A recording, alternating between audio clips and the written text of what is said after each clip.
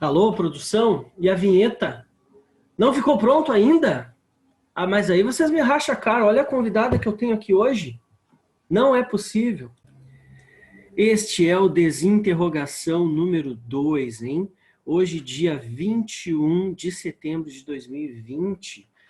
A nossa convidada de hoje é uma pessoa bem conhecida aqui na região.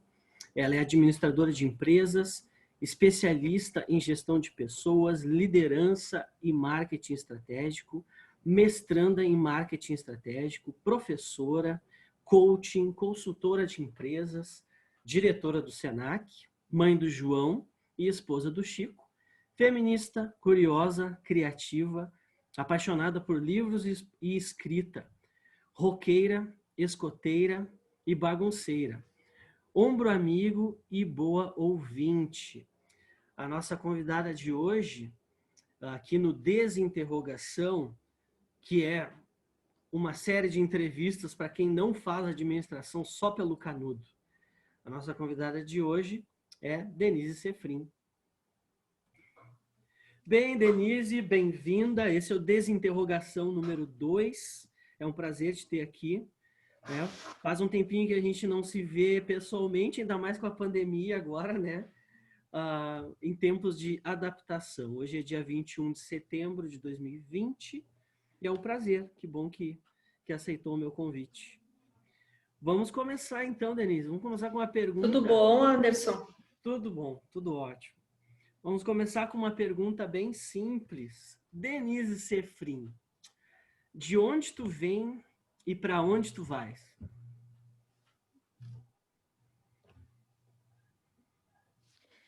Eu venho daqui de Camaquã e eu vou para o mundo. Para o mundo que existe, mas principalmente para o mundo dentro da minha cabeça, que esse é o mais inexplorado, que eu ainda consegui ver todas as nuances. Eu acho que é o mais difícil. Muito bem. Para quem conhece a Denise, eu acho muito, o que chama muito a atenção nela é a quantidade de exposição que tu tem, né, Denise? Eu acho assim que faz e acontece. Eu acho que isso é bem de ti, assim, é uma das tuas características mais marcantes. Mas assim, e se a Denise Sefrin não precisasse de dinheiro, o que tu estaria fazendo, Denise? Eu estaria fazendo educação, com certeza, da mesma forma, mesmo sem remuneração nenhuma, que é o que eu faço hoje. E é o que eu fiz a vida toda, independente do valor, do salário, eu estaria fazendo educação. Talvez não nesse molde, não desta forma, mas eu estaria fazendo educação da mesma forma, porque eu acredito que através da educação a gente realmente consegue mudar a perspectiva das pessoas. E através dessa mudança de perspectiva, as pessoas conseguem se encontrar, se entender, se enxergar e serem mais felizes. Eu acho que essa é a grande vantagem, porque eu vejo assim aqui, quando a gente não consegue ter perspectivas, enxergar as coisas por vários ângulos, a gente fica muito limitado ao que nos faz bem.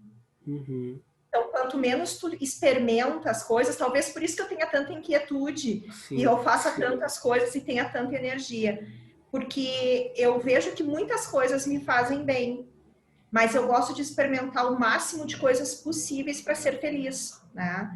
E eu acho que a educação te permite isso, que quanto mais tu sabe, quanto mais tu te permite conhecer e te desafiar, mais bem tu faz para ti mesmo. E eu acho que assim, né, Denise, quando tu te percebe quem tu é, aonde tu tá, consegue ver melhor as possibilidades, né?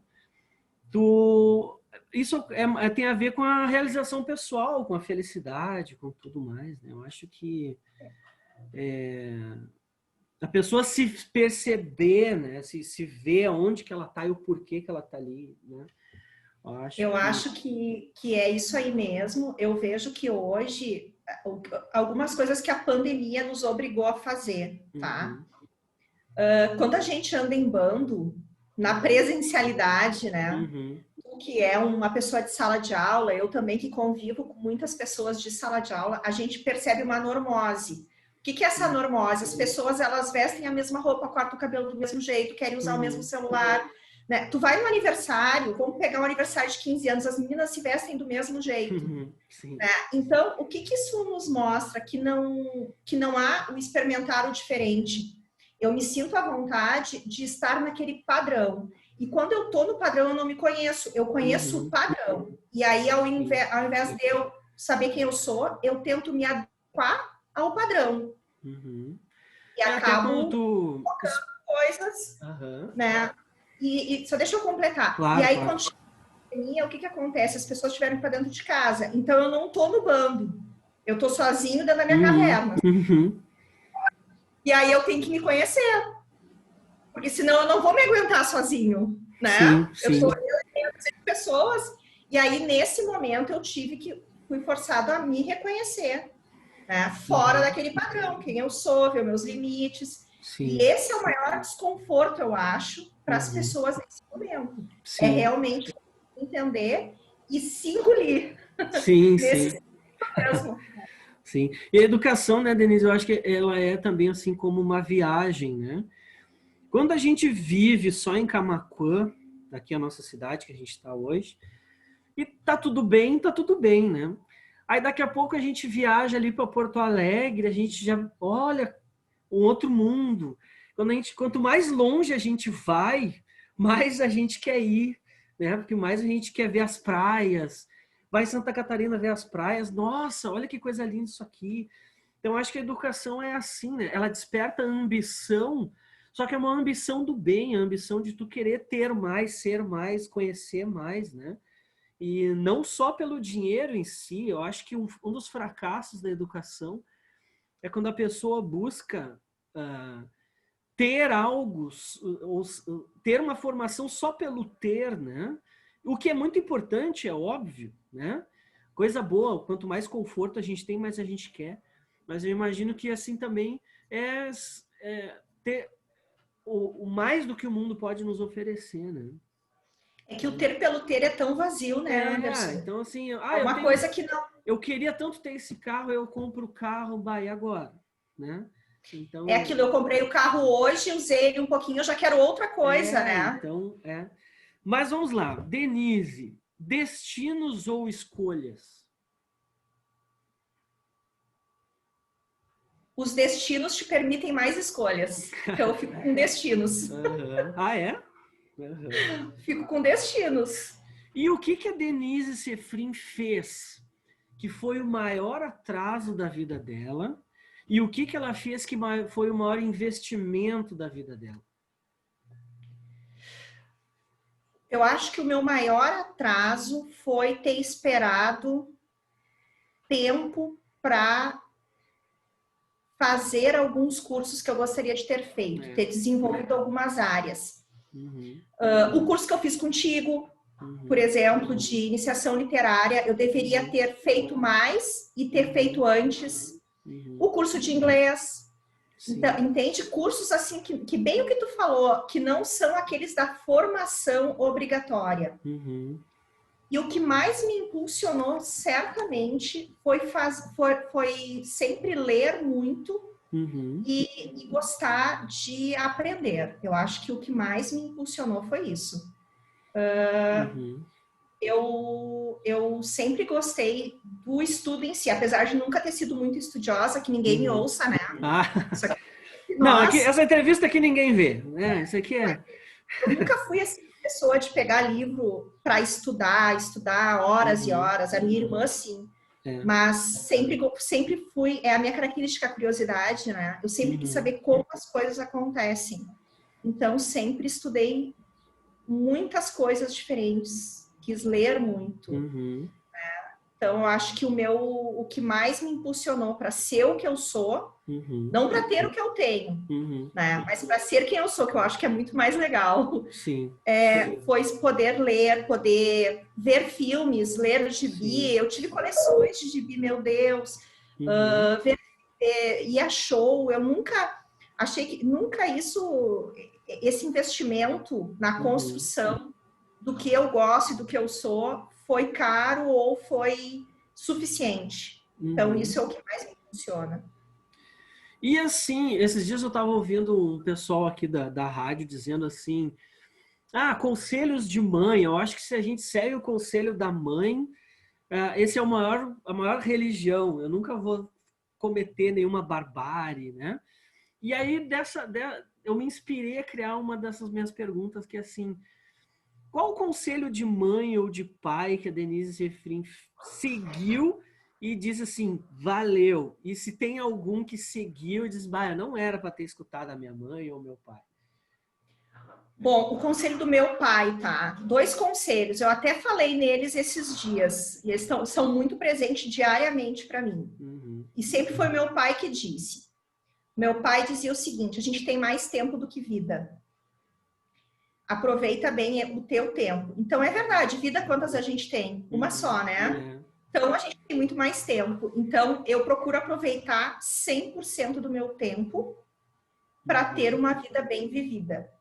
Então, isso era uma coisa que ele sempre disse pra gente. Olha, tu tem mais tempo de vida, não perde esse tempo dormindo, ou não perde esse tempo não fazendo nada. Vai fazer tudo que tu pode fazer. E daí tá a característica que tu disse que eu tenho, Deus, eu tô, né? Outra coisa que ele sempre dizia pra gente era o seguinte, vai conhecer as coisas, viaja, fecha a mala, né? Olha para ela, abre a mala de novo, tira metade das roupas, deixa em casa e bota o dobro de entusiasmo. Que era no sentido de vai para conhecer mesmo, vai para viver a experiência, né? Então, eu morei quase 10 anos em Salvador e eu lembro que eu cheguei na cidade no janeiro, numa terça-feira de janeiro.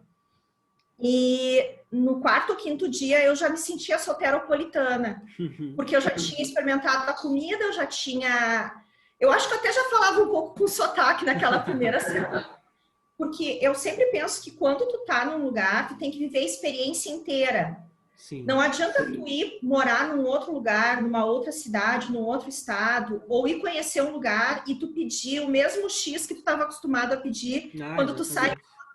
Cara, então não vai, entendeu? Se tu te arriscar, experimentar as coisas do lugar, fica onde tu tá. Então, isso ele dizia. Então, são 2 coisas que eu ouvi e que eu procuro fazer. E daí a gente vai adaptando, né? Claro. Então, essa questão do entusiasmo é realmente, te joga de corpo e alma. E, mais uma vez, não é o ter, né? Não é o levar roupas bonitas. É o levar a vontade de saber o que está acontecendo e de conhecer as coisas. Certo, muito bem. E falando agora... Uma pergunta para ti. Quando tu perguntou, usou escolhas, tu perguntou destinos como no sentido de viagem ou destino de as coisas já estarem certas? Boa. Olha aí, eu tenho que melhorar minha pergunta. Porque se foi quando o destino as coisas estarem certas, é lógico que é escolhas. Mas se for por tu ter que escolher uma coisa e outra, ou tu escolher destinos diferentes para experimentar, agora eu fiquei pensando... maravilha. Eu vou melhorar minha pergunta, então, tá certo. O caminho traçado foi um destino ou foi uma escolha? Então, tá. Foi uma escolha. São as escolhas que nos... Essa história de deixa a vida me levar, a vida leva eu, não é comigo. Não leva para lugar nenhum. Não, com certeza. Não vira nem a esquina, né? Se a gente ficar em casa Exatamente. esperando. Muito bem. E falando ali de leitura, de música, né? Tem um disco que tu tem assim um carinho especial e um livro, um disco e um livro que assim tu te marcou, tu tem um carinho especial, tu recomendaria para alguém, tem uma memória legal com algum deles? Bom, a gente se conhece há muitos anos, tu sabe que eu adoro livros, músicas, textos, de tudo. Eu vou falar do livro, eu vou ser bem bairrista, e eu vou falar de uma tendência que as pessoas hoje, né, os adolescentes gostam muito, que são as trilogias ou as sagas, né? Eu vou falar da primeira saga que eu li completa e que é nossa e que eu tenho certeza que a grande maioria das pessoas da geração atual não leram, talvez nenhum dos livros. eu vou falar do Tempo e o Vento. Eu acho que foi a saga, eu li todos os livros, são 7 livros, né? E eu te digo assim que eu li quando eu tinha lá uns 12, 13 anos, né?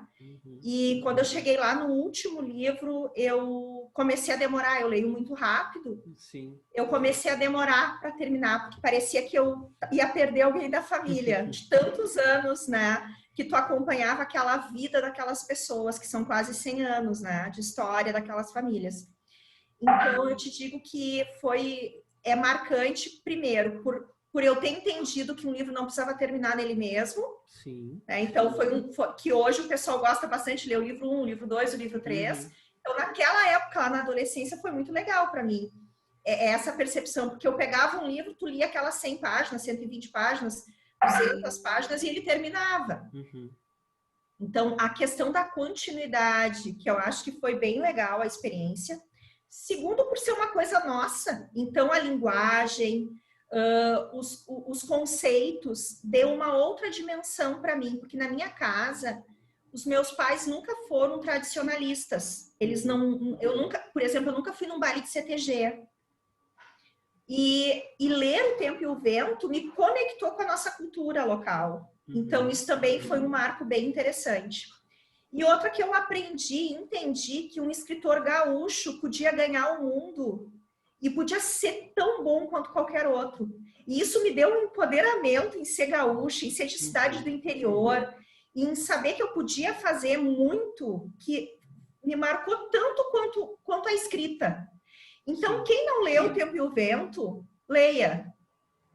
Né? Isso, ó, quem está assistindo a gente, ó, Érico Veríssimo, O Tempo e o Vento. Grande Isso aí, obra. ó. O pessoal deve ter visto o Capitão Rodrigo, já ouvido falar em Ana Terra, mas leia O Tempo e o Vento completo, que é maravilhoso. Então, sobre livro. Aí eu vou falar sobre música. Cara, tem tanta música que eu gosto, tu sabe que eu é vou... difícil, né? É difícil escolher um. É complicado. Mas eu vou fazer também, vou chegar e vou falar que eu acho que a obra completa do Legião Urbana, eu vou ter que ser bem... Vou ter que dizer assim, ó, porque, claro, o Legião Urbana, ele apareceu com o primeiro disco, eu tinha ali meus 14, 13, 14, 15 anos, e eu tinha ido a Brasília quando eles começaram, assim, ó, alguns meses antes eles lançarem, e eles são de Brasília, sim, né? Sim. É de Brasília. E o pessoal só falava nisso, e eu via muita coisa pichada, e eu não sabia o que era. E quando eu ouvi, eu achei aquilo sensacional. Porque era um grito de guerra. Assim, que país é esse? Sabe? E continua atual até hoje, né? Eu escolhi esse, porque hoje o meu filho ouve com o mesmo contexto. Então, é impressionante. E aí tem o bom e o ruim.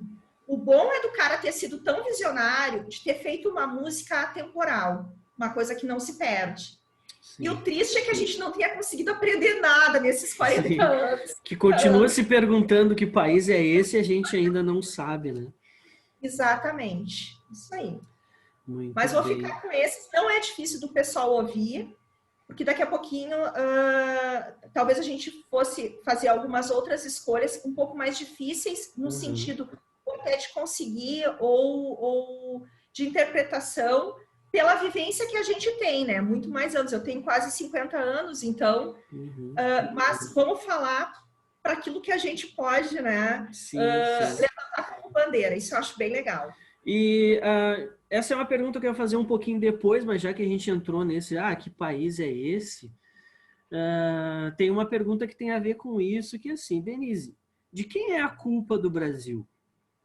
A culpa do Brasil é dos brasileiros. A culpa do Brasil é de quem?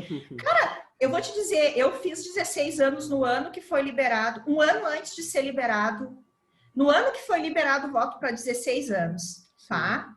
Eu fiz 16 anos, no dia que eu fiz 16 anos, eu fui tirar o meu título. Eu fui mesária com 18 anos. Eu nunca deixei de votar. Eu voto até para síndico. Tu me conhece, a gente se conhece há bastante tempo. eu não sei não dar a minha opinião. E eu acho assim, ó, de uma falta de sorte, de uma falta de perspectiva, de uma pobreza de espírito, a pessoa que se omite de votar, de dar a sua opinião e depois de cobrar o que é feito. Então eu vejo que a culpa é nossa porque a gente permite as coisas, tu entende? Se a gente se posicionasse de uma forma diferente, se a gente realmente cobrasse dos políticos que a gente elege, se a gente fizesse o nosso dever de casa lá na escola do filho da gente, quando é chamado para uma reunião para escolher alguma coisa, na nossa associação de bairro, as coisas não sairiam assim. Mas a gente tem muito medo de dizer o que a gente pensa, a gente tem muito medo de se posicionar, a gente tem muito medo de bater boca, no sentido de ter propósitos, né? Sim. Então, isso eu acho que a culpa é nossa. Eu acho que a culpa é... Porque eu acho que é aquela velha história, né? A gente não quer se envolver com política, por exemplo, e aí a gente deixa na mão de quem se envolve. Então, estamos na mão... E aí a gente não pode reclamar, cara. Não pode reclamar. Assim, o que tu não construiu, tu não pode reclamar. Por que a gente, se tá ruim, por que a gente não vai lá e se candidata e tenta fazer a nossa parte, né? E a gente está na mão de quem vai lá e faz, né? Às vezes a gente se pensa tão competente e falta, né? Então por que não vai lá, né? Muito bem. E se Denise Sefrim fosse fundar uma religião, que nome teria essa religião? Que nome teria essa religião? Puxa vida.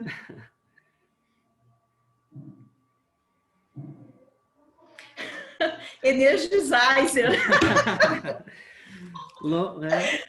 Anti-inércia.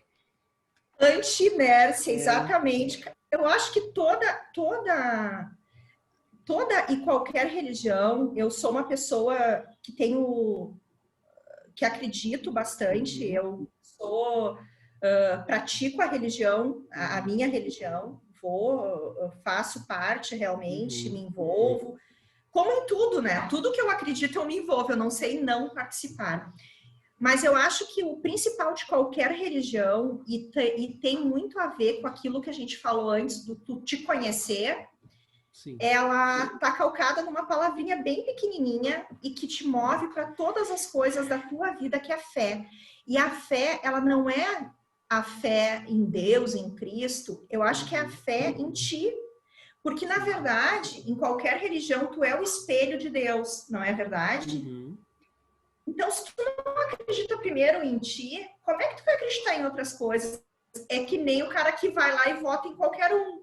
Sim. Ele tá largando na mão de outro fazer as coisas por ti, entende?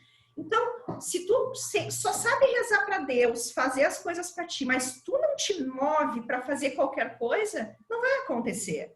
Coitado do Deus, tem tanta coisa que se preocupar, né? A Anderson cai entre nós. Não cai do céu. As coisas não caem do céu. Então, eu acho que tudo é fé. Muito bem.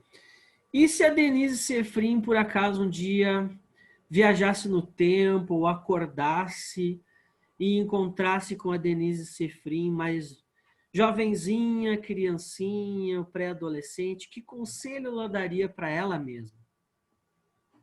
Eu ia dizer para mim mesma assim, ó, cara, faz inglês, faz intercâmbio, que foi uma experiência que eu não tive, e aposta tudo que tu puder de conhecimento e na criatividade, saber conhecer outras pessoas, no enxergar a verdade das outras pessoas, que com isso a gente ganha o mundo. E eu acho que eu me foquei muito mais no saber técnico do que no saber comportamental, muito tempo da minha vida. Então, eu acho que essas seriam dicas importantes. Aprender um idioma cedo, outro idioma, fazer intercâmbio, sair, viajar mais, abrir os horizontes, né? E muito mais importante, aprender a conhecer pessoas, a ler as pessoas, né? Eu acho que não teria lido todos os livros que eu li, mas teria me dedicado a aprender a ler pessoas muito mais cedo. Muito bem. Agora uma pergunta que não é muito agradável, assim, né? Mas com quem Denise Sefrin jamais tiraria uma selfie?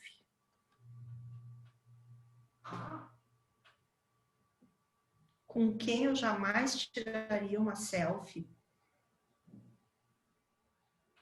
Poxa, cara, eu não tiraria selfie com nenhuma pessoa que acha que sabe tudo. Qualquer pessoa que acha que sabe tudo. Eu acho que a única que o tipo de gente com quem eu não me relaciono é aquela pessoa que acha que tem sempre razão. Então, poderiam ser milhares, centenas de pessoas, mas é esse tipo de pessoa, sabe? Aquela pessoa que não é humilde, aquela pessoa que não consegue enxergar que a gente se constrói e aprende todos os dias. Uhum. Com esse tipo de pessoa, eu não tiraria nunca selfie. Muito não bem. tem uma pessoa específica. Me ocorrem várias, mas nenhuma assim que todas elas por esse motivo. Muito bem, Nise. A gente está quase chegando no finzinho aqui, então, olha, já estamos aí há mais de 30 minutos, eu acho. E uma penúltima pergunta. Que frase tu gostaria que tivesse na tua lápide? Estou aqui muito a contragosto.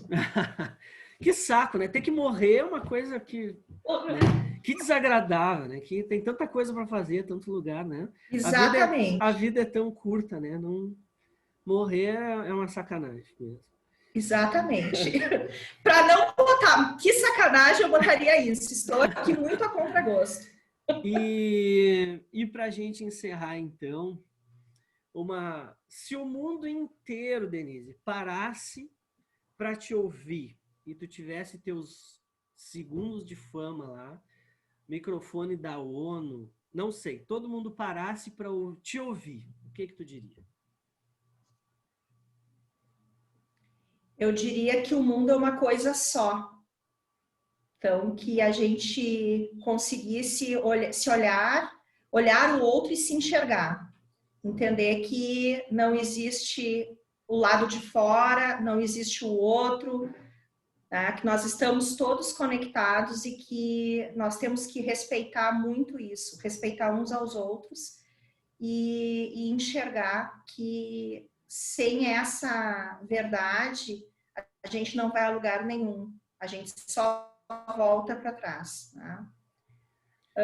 Diria também que a vida é feita de desafios e daria como conselho, se pudesse, para cada uma das pessoas: atravessa o teu velhaco. Não sei se o que vai assistir o programa sabe, velhaco é o rio aqui, o arroio que limita a nossa cidade, né? Então, a gente não pode ser limitado por nada. Então, atravessa o teu velhaco, vai ali atrás, tu vai te surpreender. O que tem lá na frente, na verdade, tu vai te surpreender.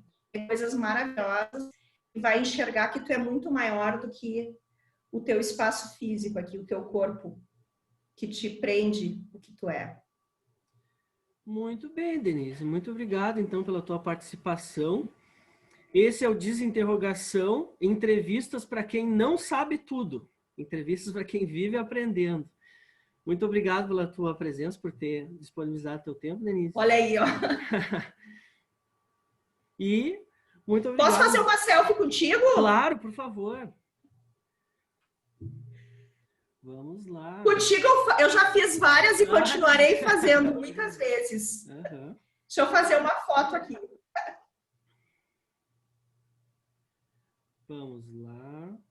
Tá feito. Muito obrigado, Denise. Ótimo.